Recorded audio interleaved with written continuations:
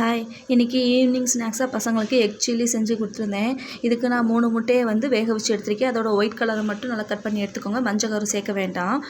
அதை ஒரு பவுலில் சேர்த்துட்டு 4 ஸ்பூன் அளவுக்கு மைதா மாவு, 3 ஸ்பூன் அரிசி மாவு, 1 ஸ்பூன் இஞ்சி பூண்டு பேஸ்ட்டு, 1 ஸ்பூன் மிளகாய்த்தூள், அரை ஸ்பூன் பெப்பர் பவுடர், தேவையான அளவுக்கு உப்பு, ஒரு ஸ்பூன் அளவுக்கு லெமன் ஜூஸ் சேர்த்துக்கோங்க. கருவேப்பிலையை குட்டியாக கட் பண்ணி சேர்த்துக்கோங்க. 1/4 டம்ளர் தண்ணி சேர்த்து நல்லா பிசைஞ்சு தனியாக அப்படி எடுத்து வச்சுக்கோங்க. எண்ணெய் ரொம்ப சூடாக இல்லாமல் மீடியம் ஹீட்டில் இருக்கிற மாதிரி பார்த்துக்கோங்க. நம்ம பக்கோடாக்கு எப்படி போடுவோம் அந்த மாதிரி கொஞ்சம் கொஞ்சமாக போட்டு 2 சைடுமே நல்லா வெந்ததும் அந்த பபிள்ஸ்லாம் நல்லா அடங்குனதும் அதை தனியாக பிளேட்டில் எடுத்து வச்சுக்கோங்க.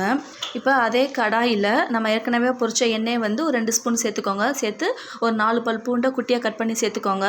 அது கூட கொஞ்சம் கருவேப்பிலை, 3 ஸ்பூன் அளவுக்கு டொமேட்டோ கெச்சப் சேர்த்துக்கோங்க. கொஞ்சமாக உப்பு, நம்ம ஏற்கனவே உப்பு சேர்த்து தான் ஃப்ரை பண்ணி எடுத்துருக்கோம்.